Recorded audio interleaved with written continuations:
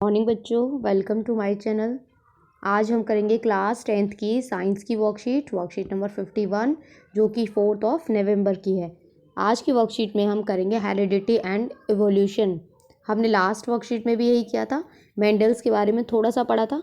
Mendel's experiment क्या है उनका, law of dominance and law of segregation. Mendel used planet that were pure breeding for a trade and consider contrasting character. हमने last worksheet में पढ़ा था, उन्होंने 7 character लिए थे।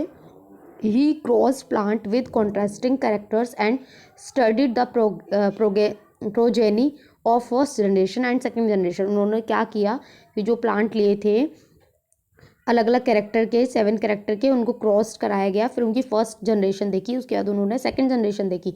दोनों जनरेशन देख के उन्होंने फिर कोई रेशो कैलकुलेट किया कुछ उन कैरेक्टर के साथ। तो मेंडल्स एक्सपेरिमेंट पढ़ते हैं पहले। Mendel with his careful experiment uncovered the secret of heredity or how parent pass characteristics to their offspring. उन्होंने क्या किया था, उनका जो एक्सपेरिमेंट था कि जो बच्चे होते हैं उनमें पेरेंट्स की कुछ कैरेक्टर्स आते हैं, वो कैसे आते हैं, वही उसके बारे में उन्होंने एक्सपेरिमेंट किया था। Mendel notice that the plants in his garden were not be blend of the parents. For example, a tall plant and a short plants had offspring that were either tall or short but not medium in height. क्या कह रहे हैं कि दो plants है, एक toll है और एक शॉर्ट है। जो उनके ऑफस्प्रिंग हुए यानी कि उनके जो बच्चे हुए, उनके जो प्लांट्स हुए न्यू, उनमें क्या था, उनकी हाइट यहाँ तो बहुत लंबे थे, यहाँ छोटे थे, कोई भी मीडियम साइज़ का नहीं था। Such observation led Mendels to research further. फिर उन्होंने उसको देखकर उन्होंने रिसर्च करने का सोचा। He decided to experiment with pea plant. मटर के पौधे पे उन्होंने एक्सपेरिमेंट किया and find out how characteristics are inherited. Mendel experiments with almost 30,000 pea plants over next several year. कई साल तक उन्होंने एक्सपेरिमेंट किया। Based on in experiment he formulate some laws. कुछ लॉ उन्होंने निकाले। देखिए, if we take example of plant that were cross pollinated with true breeding for violet flower with plants true breeding for white flower. यानी कि उन्होंने क्या किया, मैं इसको इन शॉर्ट में ऐसे समझा देती हूँ। इन्होंने वायलेट फ्लावर वाला एक प्लांट लिया और एक वाइट वाला लिया, ठीक है। उनकी क्रॉस ब्रीडिंग कराई तो क्या हुआ, जो उनकी फर्स्ट जनरेशन थी, इनकी F1 जनरेशन थी, वो पर्पल फ्लावर वाली हुई, ठीक है, सॉरी वायलेट फ्लावर वाली हुई। उसके बाद फिर उन्होंने उसकी जो सेकंड जनरेशन कराई, सेकंड जनरेशन में क्या हुआ, एक वायलेट वाला हुआ और एक वाइट वाला हुआ, ठीक है। तो इससे उन्होंने ये देखिए, आफ्टर सेल्फ पॉलिनेशन, जब सेल्फ पॉलिनेशन कराया तो F2 जनरेशन में क्या हुआ, 3/4 of plant has violet flower, यानी कि 3 जो प्लांट है वो वायलेट के हुए, वाइल 1/4 हैड वाइट फ्लावर, एक वाइट वाला है। तो ये देखिए 1 2 और एक नीचे 3 था और ये 1, तो 3:1 का रेशो आ गया।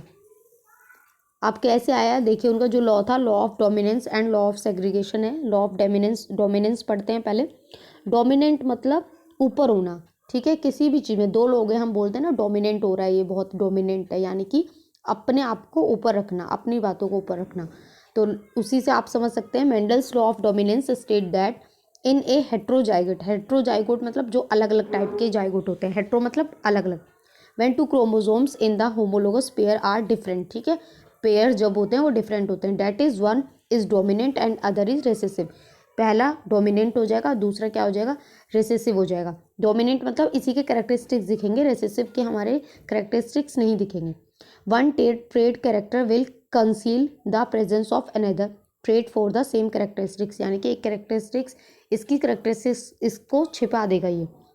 Rather than both alleles contributing to a phenotype, the dominant allele will be expressed exclusively. The recessive allele will remain silent. ये वाला जो है साइलेंट रहेगा, चुप रहेगा, but will be transmitted to offspring. लेकिन अपने offspring में ये ट्रांसमिट हो जाएगा पर दिखेगा नहीं, ठीक है। Their recessive trait will only be expressed by the offspring that have 2 copies of this allele. इसके बाद क्या होगा, जब इसकी 2 copies of allele हो जाएंगी उसके बाद ये फिर डोमिनेंट होगा, मतलब ये दिखेगा, एक्सप्रेस करेगा। Those offspring will breed true when self crossed, जब वो सेल्फ क्रॉस्ड होंगे। अब डोमिनेंट और एलील रेसेसिव मैंने आपको बता दिया है, पर फिर भी the trait which express itself during F1 generation, जो अपने आप को दिखा देता है, जैसे यहाँ पे वायलेट ने अपने आप को दिखा दिया था तो ये डोमिनेंट हो गया था। Recessive, the trait which is masked by the presence of dominant, इसके प्रेजेंस से ये छिप जाता है। जैसे वाइट वाला फ्लावर था, ये नेक्स्ट जनरेशन में हमें नहीं दिखा, तो ये क्या हो जाएगा, रिसेसिव हो जाएगा। चलिए लॉ ऑफ सेग्रीगेशन पढ़ लेते हैं। मोनोहाइब्रिड मतलब एक में हाइब्रिड क्रॉस करना। मेंडल, ये सेकंड जनरेशन में जो किया था इन्होंने। Mendel observe that traits which were absent in F1 generation had repeated reappeared in the F2 generation. देखिए यहाँ पे वाइट वाला गायब था, लेकिन सेकंड जनरेशन में ये आ गया। This law explained that the pair of alleles segregate from each other during gamete formation so that only one allele will be present in each gamete. One allele एक एक gamete में present है. Mendel proposed this law after observing the pea plants with two different traits produce offspring that all express in dominant trait but following generation express the dominant and recessive. देखिए F1 में क्या बोला इन्होंने कि dominating दिखा सिर्फ, लेकिन F2 generation में क्या हुआ, जब सेल्फ क्रॉस हुआ तो रिसेसिव और डोमिनेंट दोनों दिखा। और इनका जो जनरेशन वो था, रेशो था, जीनोटाइप रेशो, जीनोटाइप कहेंगे, जेनेटिक है ये इसलिए 3:1, क्योंकि ये वाले जो हैं हमारे पास 3 हैं और ये 1 आया, 3:1 का रेशो हो जाएगा। चलिए क्वेश्चन आंसर करते हैं। First, what are the dominant and recessive alleles, तो ये आप यहाँ से लिख दीजिएगा, ठीक है।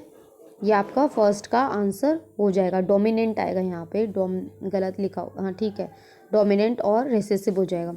सेकंड क्वेश्चन है, draw a sketch of monohybrid cross showing the law of aggregation, तो आप ये वाला ड्रॉ कर देंगे। सेकंड में आप ये फ्लावर भी बना सकते हैं और आप ऐसे भी लिख सकते हैं, सिर्फ लिख भी सकते हैं कि वॉयलेट फ्लावर को क्रॉस कराया वाइट फ्लावर से, तो F1 जनरेशन में क्या हुआ, वायलेट हुआ, वायलेट फ्लावर आए, उसके बाद फिर दोबारा से इसको क्रॉस कराया, सेल्फ क्रॉस मतलब इसी से कराया, वायलेट को वायलेट से कराया, तो वायलेट फ्लावर और वाइट फ्लावर आए F2 जनरेशन में। आप ऐसे लिख भी सकते हैं और बना भी सकते हैं। थर्ड है, डिफाइन हेट्रोजाइगस। हेट्रोजाइगस क्या होता है, तो यहाँ से देखिए आप हेट्रोजाइगस का यहाँ से लिख लीजिएगा। When two chromosome in the homologous pair are different, that is one is dominant and other is recessive, ठीक है। चलिए फोर्थ, ए ट्रेड में be inherited but may not be express justify, यानी कि इन्होंने यही कहा है कि इनहेरिटेंट होता है पर एक्सप्रेस नहीं कर पाता, जैसे इसमें था।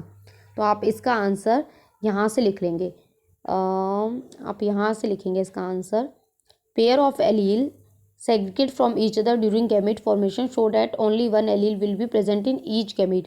Mendel proposed this law after observing the P. यहाँ से आप इसका आंसर लिख लेंगे 3:1 तक, ठीक है। यहाँ आप इसमें पूरा आंसर भी लिख सकते हैं, तो यहाँ पे आप यहाँ से लिख लीजिएगा, the pair of allele segregate from each other during gamete formation so that only one allele will be present in each gamete. तो यहाँ आपकी वर्कशीट कंप्लीट होती है। आई होप आप सभी को समझ में आई हो। तो प्लीज़ चैनल को सब्सक्राइब करें, लाइक करें, कमेंट करें। Thank you.